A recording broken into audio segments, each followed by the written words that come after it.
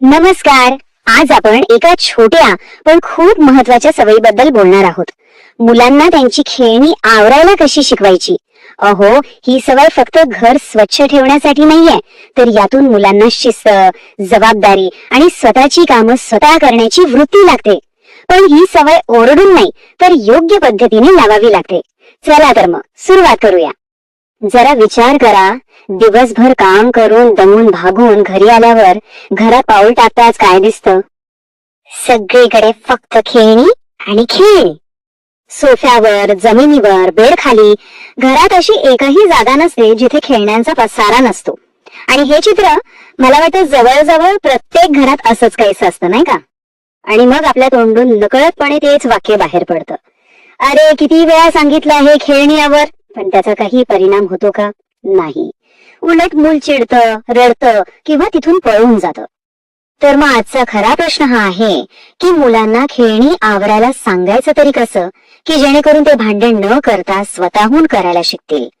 चला, आजच्या या विश्लेषणामध्ये आपण त्याचाच एक सोपा, प्रेमळ आणि परिणामकारक उपाय पाहणार आहोत.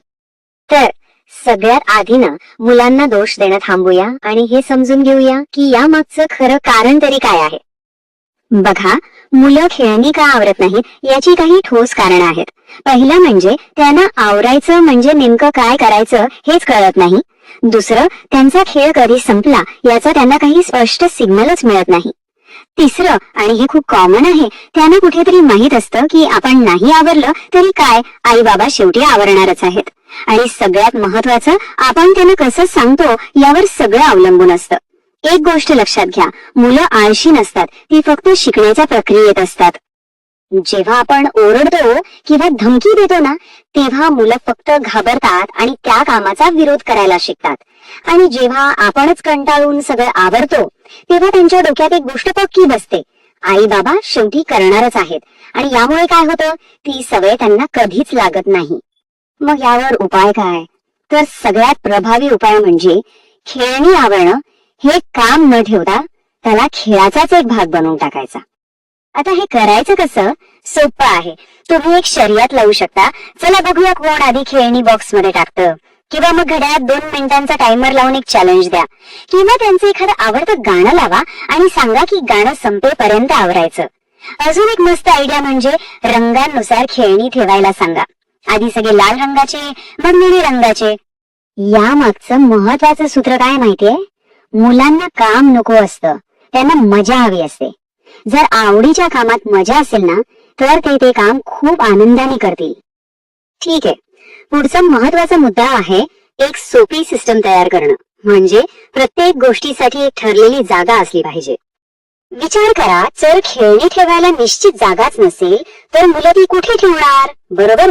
त्यासाठी काय करायचं, एक ठराविक टॉय बॉक्स किंवा कपाट ठेवा.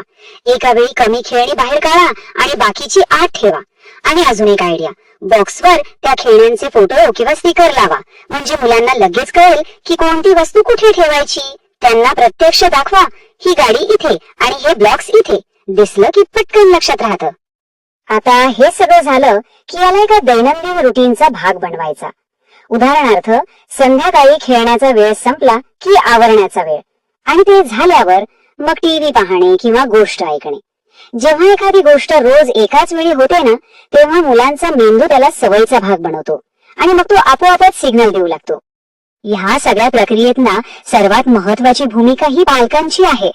आपल्याला स्वतः एक उदाहरण सेट करावं लागेल.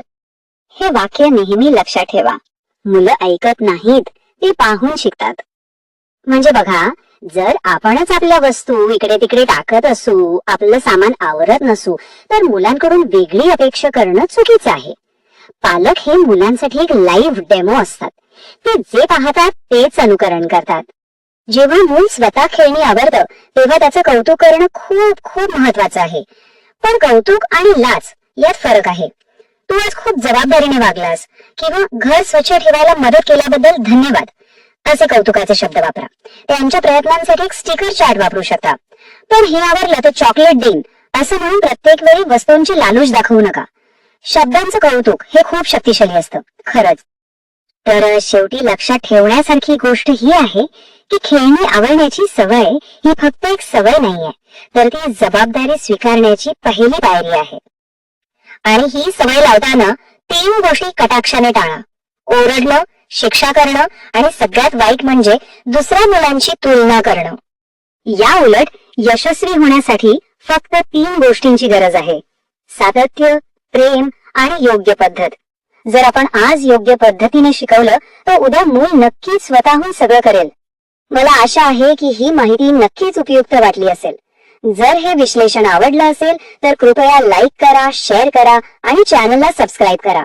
आणि हो, जाता जाता कमेंट मध्ये नक्की सांगा आपल्या मुलाला कोणती सवय लावणं सर्वात कठीण जातं. आपण त्यावरही नक्की चर्चा करू शकतो. धन्यवाद.